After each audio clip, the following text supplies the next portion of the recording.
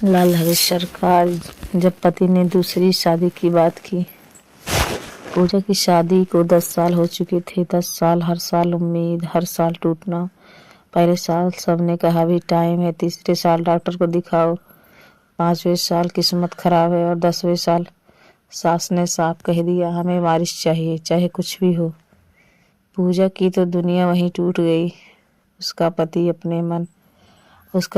अमन पहले उससे बहुत प्यार करता था, पर अब वह भी चुप रहने लगा। एक रात पूजा ने दरवाजे के पीछे मुड़कर खड़े होकर सुना, सास कह रही थी दूसरी शादी कर दो, वंश चलना चाहिए। अमन चुप था और वही चुप्पी पूजा के दिल को चीर गई।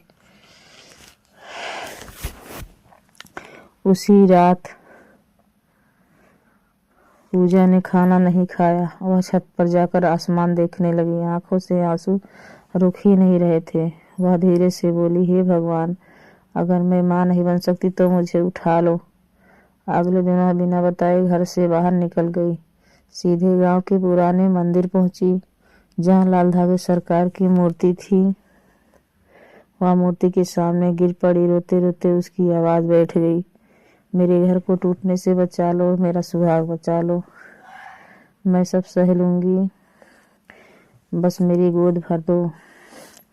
पुजारी ने उसे उठाया, उसकी कलाई में लाल धागा बांधा और कहा, बेटी सच्चे मन से विश्वास रखो, जिसकी लाज भगवान रखते हैं उसे कोई नहीं तोड़ सकता।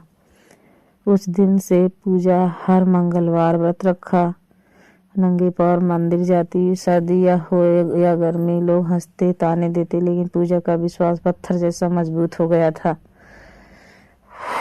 3 महीने बाद उसे अचानक चक्कर आने लगे। डॉक्टर के पास गई, रिपोर्ट आई। डॉक्टर मुस्कुराए और बोले, आप माँ बनने वाली हैं। पूजा को लगा जैसे समय रुक गया हो। उसने कांपते हाथों से रिपोर्ट पकड़ी। आंसू रुक ही नहीं रहे थे।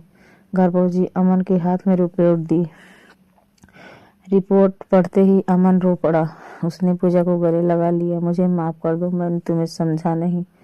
सास के भी आंसू बह निकले। वह पूजा के पैरों में गिर पड़ी, बेटी मुझे माफ कर दो।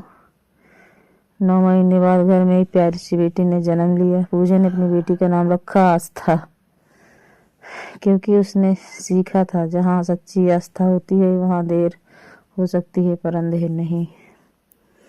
अगर आप भी लाल धागे सरकार पर विश्वास रखते हैं तो कमेंट में जरूर लिखें, जय श्री लाल धागे सरकार की।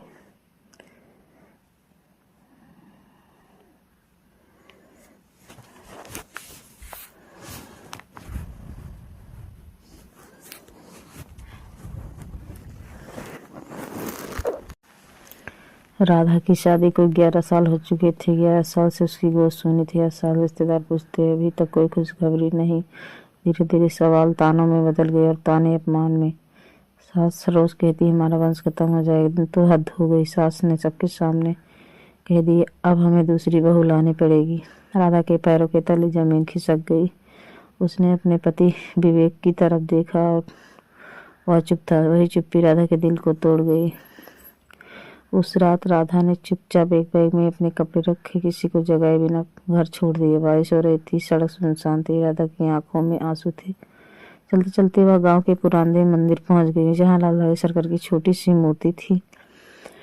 वह मूर्ति के सामने बैठ गई, फूट फूट कर रोने लगी। हे लाल धागे सरकार, अगर मेरी वजह से मेरा घर टूट रहा है तो मुझे अपने पास बुला लो, लेकिन मुझे मेरे सुहाग से दूर मत करो, मेरा सुहाग बचा लो। रोते रोते वहीं सो गई। सुबह मंदिर के पुजारी ने उसे देखा। उन्होंने प्यार से उठाया, उसकी कलाई में लाल धागा बांधा और कहा, बेटी, भगवान परीक्षा लेते हैं पर त्यागते नहीं। राधा ने वहीं रहने का फैसला किया।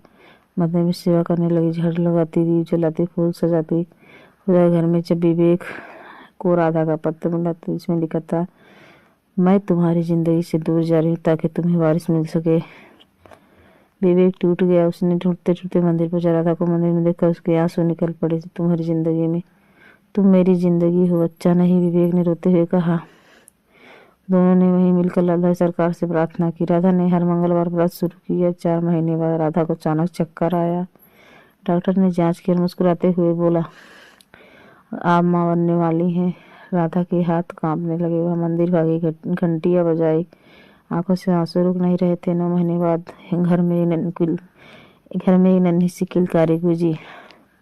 सास जो कभी ताने देती थी, आज वही उसी बहू को गले लगाकर रो रही थी। राधा ने अपनी बेटी का नाम रखा कृपा, क्योंकि उसे यकीन हो गया था जहाँ सच्चा विश्वास हो वहाँ लाल धागे सरकार का चमत्कार जरूर करते हैं।